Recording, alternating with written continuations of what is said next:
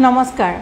পেছাবৰ infection বা UTI এটা খুব কমন প্ৰব্লেম আৰু প্ৰায়ভাগ মানুহৰে এই প্ৰব্লেমটো বাৰে বাৰে ঘূৰি আহে দৰৱ খাই থাকিলে বা মলম লগালে ঠিকে থাকে কিন্তু এৰি দিলে আকৌ ঘূৰি আহে মই ডায়েটিচিয়ান চায়নিকা শৰ্মা আজি আপোনালোকক কম যে পেছাবৰ ইনফেকশ্যন বা UTI ঘূৰিৰ পৰা কেনেকৈ ঠিক কৰিব পাৰি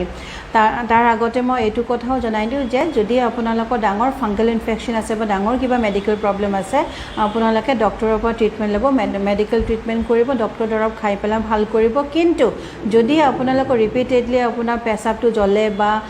খজুৱাই থাকে বা গোন্ধায় বা আপোনাৰ অকণমান হোৱাইট ডিscharge ওলায় গাইনীৰ যিটো হোৱাইট ডিscharge ওলায় সেইটো বেলেগ আৰু এইফালে আমাৰ পেচাবৰ যদি হোৱাইট ডিscharge ওলায় এনেকুৱা যদি প্ৰব্লেম হৈ থাকে তাৰে এটা কমন প্ৰব্লেম মই দেখিবলৈ পাইছোঁ আপোনালোকে সকলোৱে জানে যেতিয়া মোৰ ওচৰত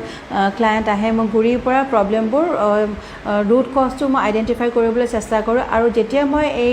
এনেকুৱা ধৰণৰ ক্লায়েণ্ট পাওঁ তেতিয়া এটাই মই কমন ৰুট কজ কাৰণ দেখিছোঁ যে তেখেতসকলৰ গাট হেল্থটো ভাল নহয় গাট মানে আমাৰ মুখৰ পৰা আমাৰ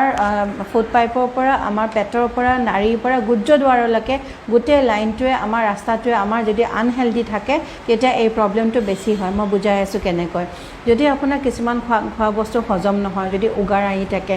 মুখ গোন্ধায় বা উগাৰটো গোন্ধায় বা পেট চাফা নহয় বা পেটটো টানি ধৰে বা পেটটো ফুলাফুলি ফিল কৰি থাকে ব্লটিং হৈ থাকে তাৰমানে আপোনাৰ গাট হেল্থটো হেল্ডি নহয় তাৰমানে আপোনাৰ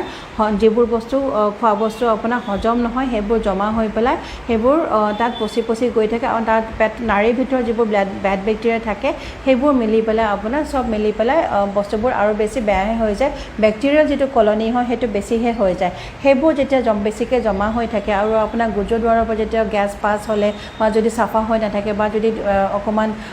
মইশ্চাৰ হৈ থাকে মইশ্চাৰ মানে যদি শুকানে নাথাকে তেতিয়া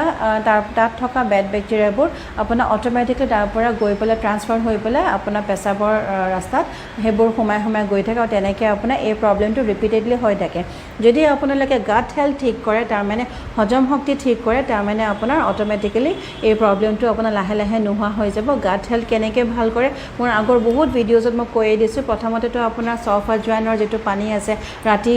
আধা চামুচ চফ আধা চামুচ আজৱাইন আৰু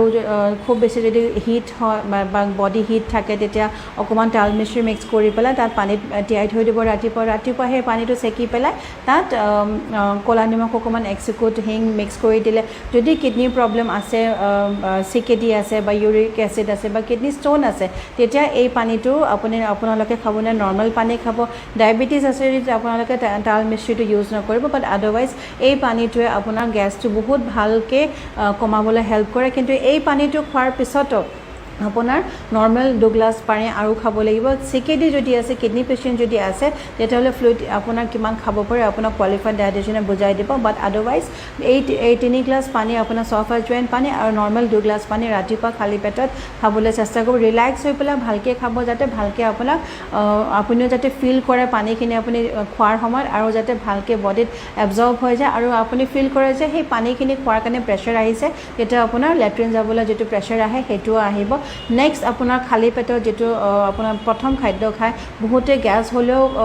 গাখীৰ দিয়া চাহটো খায় যি বস্তু আপোনাক গেছ কৰে সেইটো খালী পেটত নাখাব ঠাণ্ডা কৰা বস্তু যিটো আপোনালোকে সকলোৱে জানে পঁইতা ভাত ময়ো দি থাকোঁ আপোনালোকে মোৰ ভিডিঅ'ত দেখিছে ডায়েবেটিছ থাকিলে কেনেকৈ মেনেজ কৰিব লাগে সেইবোৰৰ আগৰ ভিডিঅ'জত কৈ দিছোঁ আৰু অসমীয়া জলপান যিটো দৈ চিৰা হওক বা সান্দহগুড়ি হওক বা আখৈগুড়িৰ লগত দৈ বা আখৈৰ লগত দৈ মিক্স কৰি পেলাই যিটো আমাৰ নৰ্মেল যিটো পেট ঠাণ্ডা কৰা যিটো আমাৰ জলপান হয় সেইটো আমাৰ ইজিলি হজমো হৈ যায় আৰু দৈ বা পঁইতা ভাত এই দুটাই প্ৰ'বায়'টিক হয় পঁইতা ভাতটো ফাৰ্মেণ্টেড হয় কাৰণে তাত গুড বেক্টেৰিয়া থাকে দৈটো ফাৰ্মেণ্টেড হৈ কাৰণে তাত গুড বেক্টেৰিয়া থাকে গুড বেক্টেৰিয়া আমাক এইকাৰণে লাগে প্ৰ'বায়'টিক যিটো কয় প্ৰ'বায়'টিক মানে গুড বেক্টেৰিয়া যে আমাক এইকাৰণে লাগে যে সেই গুড বেক্টেৰিয়াবোৰ আমাৰ পেটত গৈ পেলাই তেতিয়া তাত ভালকৈ আমাৰ যিবোৰ আনডাইজেষ্টেড বস্তু বা পচি যোৱা বস্তু থাকে সেইবোৰ আৰু ফাৰ্ডাৰ ফাৰ্মেণ্ট কৰি পেলাই পেটৰ পৰা গুচাই দিয়ে আৰু তেনেকৈ লেতেৰা বস্তুবোৰ চাফা হৈ গৈ থাকে গাট হেল্থ আমাৰ চাফা হৈ গৈ থাকে কিন্তু প্ৰবায়টিক যেতিয়া খাব তাত চেষ্টা কৰিব তাৰ লগত যাতে আপোনালোকে এটলিষ্ট কিবা এটা ফল মূল খায়, যেনেকৈ আমাৰ কল হওক বা আপেল হওক বা আমাৰ অমিতা হওক, এনেকুৱা ধৰণৰ ফল মূল এবিধ প্ৰবায়টিকৰ লগত খাব লাগে। যদি আপোনাৰ যদি গেছ হয় দৈ খালে, তেতিয়াহ'লে প্ৰবায়টিক ছাপ্লিমেণ্ট লৈ পেলাই খাব পাৰে। আৰু মোৰ ভিউৱাৰ্ছসকলে জানে যে মই নিজে বনোৱা প্ৰবায়টিক এটা আছে, য'ত মই 13টা গুড বেক্টেৰিয়া দিছোঁ আৰু খুব ধুনীয়া কাম দিছে এইটো প্ৰবায়টিকে। এইটো প্ৰবায়টিকো আপোনালোকে অৰ্ডাৰ কৰিব পাৰে। আৰু প্ৰবায়টিক খোৱাৰ পিছত নেক্সট আমাৰ ফাইবাৰ মানে আমাৰ আঁহজাতীয় বস্তু। ফাইবাৰ খালে আমাৰ গাত হেল্থ ভাল হয়, কিন্তু যদি খুব বেছি গেছ হয় তেতিয়াহ'লে আপোনালোকে শাক পাচলি চব্জি যিটো বস্তু আপোনাৰ হজম হয় সেইটোহে খাব, আৰু আঁহ থকা বস্তুটো অলপ কমাই দিব। আৰু প্ৰবায়টিকে নিজৰ কামটো কৰি থাকিব। লাহে লাহে যেতিয়া হজম শক্তি ঠিক হৈ যাব, তেতিয়া অট'মেটিকেলি বেলেগ আঁহজাতীয় বস্তুবোৰ খাব পাৰিব। যদি খুব বেছি গেছ আছে তেতিয়াহ'লে চলিবল ফাইবাৰ্ছ আপোনাৰ কোৱালিফাইড ডায়েটিচিয়ানে বুজাই দিব কেনেকুৱা ধৰণৰ চলিবল ফাইবাৰ্ছ খাব পাৰে, সেইবোৰো আপোনাক হেল্প কৰিব। নেক্সট আপোনাৰ যিবোৰ আপোনাৰ ফল মূল থাকে বা কেঁচা জাতীয় বস্তু থাকে, সেই আমাৰ চেলাড ধৰক কিউকুম্বাৰ বা তিয়ঁহ বা গাজৰ বা যিকোনো আমাৰ কেঁচা যিবোৰ আমাৰ চেলাড থাকে, সেইবোৰো আপোনালোকে যদি বেছিকৈ চোবাবলৈ আপোনাৰ অলপ প্ৰব্লেম হয়, তেতিয়াহ'লে সেইবোৰো আপোনাৰ ৰুকি পেলাই দৈৰ লগত মিক্স কৰি পেলাই ৰাইতা কৰি পেলাই খালেও আপোনাৰ পেটত ভাল পৰিমাণৰ ফাইবাৰ যাব আৰু দৈটোৰ পৰা প্ৰবায়টিকটো পাই থাকিব। নেক্সট আপোনাৰ খোৱা খাদ্য যদি গেপটো বহুত বেছি হৈ যায়, তাৰ মাজত আপুনি দেখিব যে আপোনাৰ খোৱা বস্তু খাবলৈ সময়টো মিলাব পৰা নাই, তেতিয়া আপোনাৰ সেই 3 ঘণ্টা যিটো গেপ থাকে তাৰ মাজতে এটা টাইমত এলাৰ্ম ছেট কৰি থ'ব যে সেই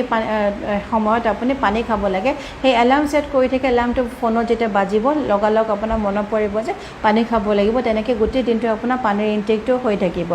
তাৰপিছত হাইজিন মানে চাফাকৈ ৰাখাটো। বিয়া হ'লেও বিয়া নহ'লেও প্ৰতিবাৰে আপুনি চাফা কৰি থাকিব লাগিব। পেচাব কৰা প্ৰতিবাৰে আপোনালোকে ভালকৈ চাফা কৰি থাকিব। তাৰমানে এইটো নহয় যে আপোনালোকে দামী যিবোৰ এডভাৰটাইজমেণ্ট দেখায় চাফা কৰিবৰ কাৰণে, যিবোৰ জেলছ পায়, ফমি চ'প পায়, সেইবোৰ নহয়। নৰ্মেল যিবোৰ আমাৰ গ্লিচাৰিন চ'পছ থাকে সেইবোৰ দিও বা বেবী চ'প থাকে সেইবোৰ দিও